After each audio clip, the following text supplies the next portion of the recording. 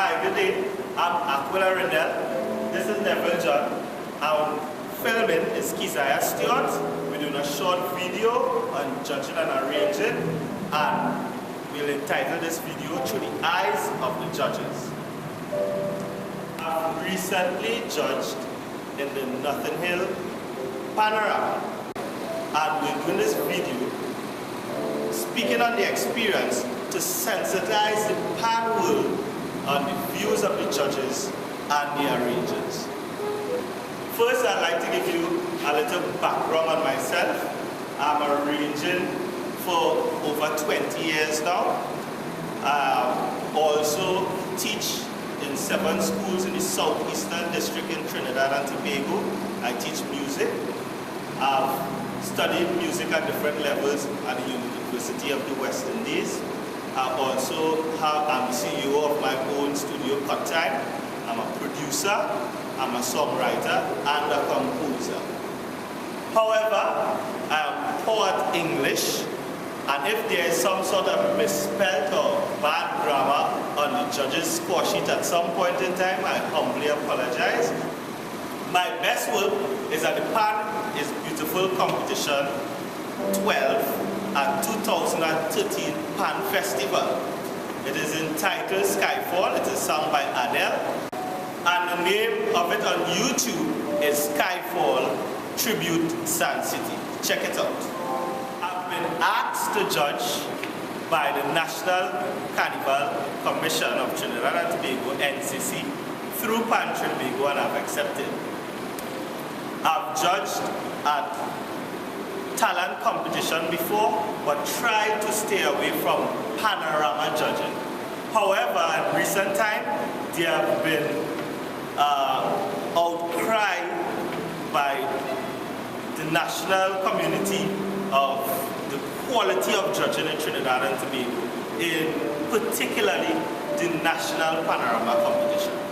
I am also concerned, therefore, those of us who are knowledgeable in steel pan arranging, both academically and practical, should get involved, so I decided to take up the challenge. This experience has changed my view because it is through the eyes of the judges. So, first of all, I think that I should discuss what I think, and this is my opinion, what judges, a good panorama judge, should have. Now, people are welcome to disagree with me, right? When the video is up, please comment, tell me what you think that should be added or take away, or what you think that should be disagreed with. Firstly, I think that a judge should have a good knowledge of the instrument and the steel pan family, the roles and functions of the different pans. As the first thing, if you're a pianist or a saxophonist or musician or whatever instrument that you are versed in, please get some sort of knowledge into the instruments and get yourself familiar on how they sound. Right? That is one. 2, we should have a good understanding of the musical elements within the criteria, and we will get into some details with that later down in the video. 3, must have good oral training. They must be able to hear change keys, different chord progressions, must be able to follow the melody as it goes from the high sounding instruments to the lower instruments. We must be able to hear properly so we can be able to give a good assessment on what we hear. Fair enough? Alright, 4, and this is my opinion, I think that a panorama judge should be able or should have some little experience in arranging a song, get it from the ideas from your head to probably a computer program, and then into a steel band, physically go into the school bands, get some little community band going, and do some sort of arranging work. It don't have to be much, but just go through the experience of having teach a pan side a song or getting them to play the song exactly the way that you imagine it, right? one good example of this is, and this is out of music, is before they train police officers to use tasers, they themselves have to be tased. So they give the officer fellow taste of the shock. So they will know when they're using the taser how much to use or how much to apply, so they won't overuse it when they're doing it, when they applying it to somebody else. Right? And the same thing applies if you're judging the steel pan. I think that you should be able to arrange some sort of music and have some sort of little experience within the arrangement. And above all, judges must have integrity. Judges must not be biased. They must not show bias at all in terms of they know the arranger or they're affiliated with a band, or this one is a friend and this was a student and this was a teacher. No. Bands coming up on the stage, coming before you, you should be able to judge fairly. If it's everybody start from 100, come down, or start from 0, come up, everybody should be equal, and let the music speak for itself. It's either they are addressing the criteria or they're not addressing the criteria, and you should judge accordingly. We need integrity in the judging. That is one of the main problems that we have, and not only in the judging, but in the country as a whole. We need our citizens to have integrity and be fair in whatever they do. All right.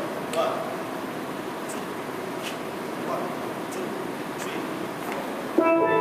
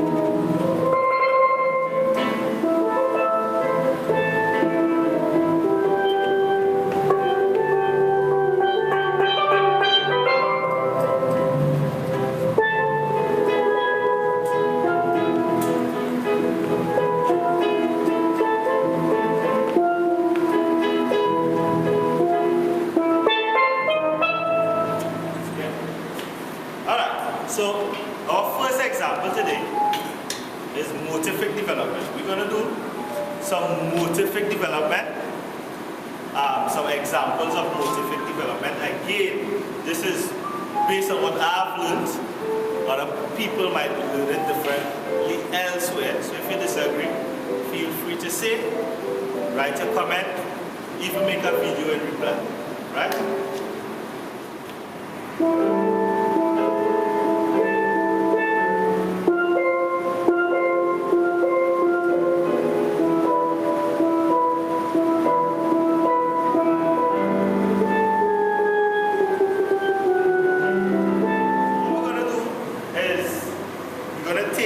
Of the criteria, what I have in my hand here is Panorama 2015 adjudicator score sheet.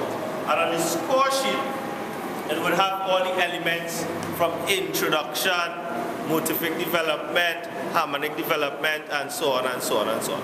We're going to take the first example we're going to give you, or the example we're going to give you now, is Motivic development. Right, we're going to use the same song that we were playing before, which is Pan in A minor by Lord Kitchener. And we're going to take the first motive, ba-da, ta-da, ta-da, ta-da. We're going to take that motive and do some melodic development and some rhythmic development on the motive. Based on this document, Motivic development is the ability of the arranger to take a melodic or rhythmic motif of the calypso and effectively utilize it during the arrangement. Right? A motif, based on my understanding, is a short phrase, rhythmic or melodic phrase of the music.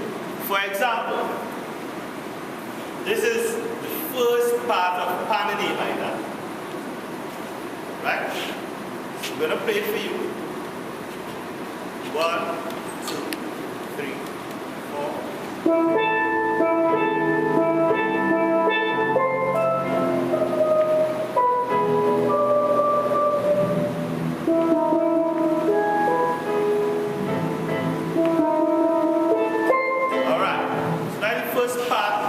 Melody in Panorama minor, but we're going to just take a short phrase of it, which will be the motive, right? So we're going to use the first part, and we're going to use that as the motive as.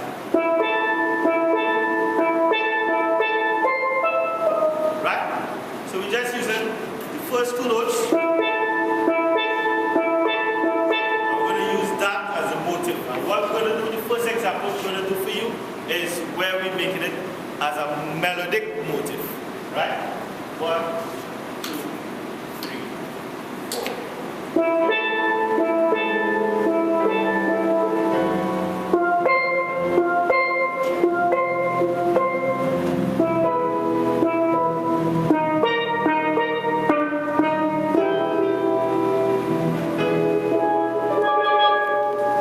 Right?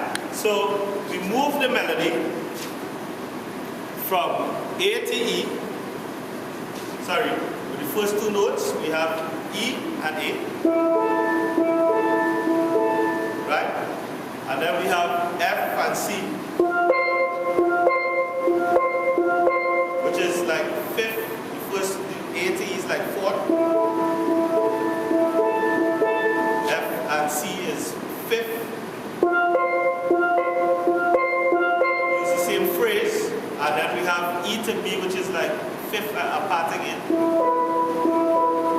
and E flat to B flat, which is like fifth apart again, and we K dance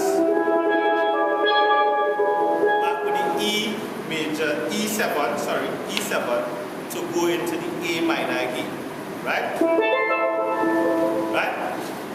So that would take care of motivic development if we're doing it as a melody.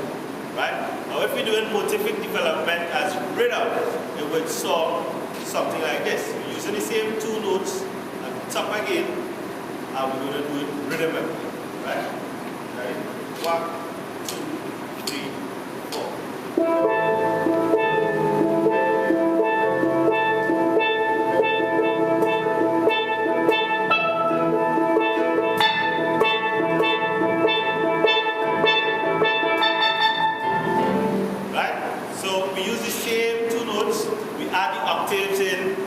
Every so often, just to create a little excitement, right? But in terms of the rhythm, right? The rhythm of the music, it changed, right? So if we talking about rhythm, we're talking about the phrase of the music, right? So we have the phrase.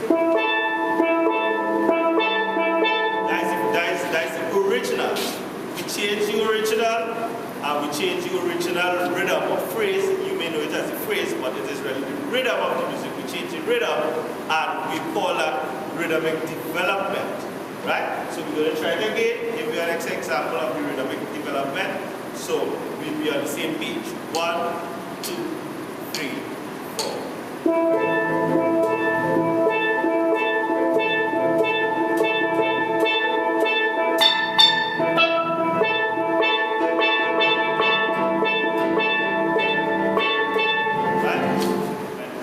Example of motivic development both ways, using melody and using rhythm.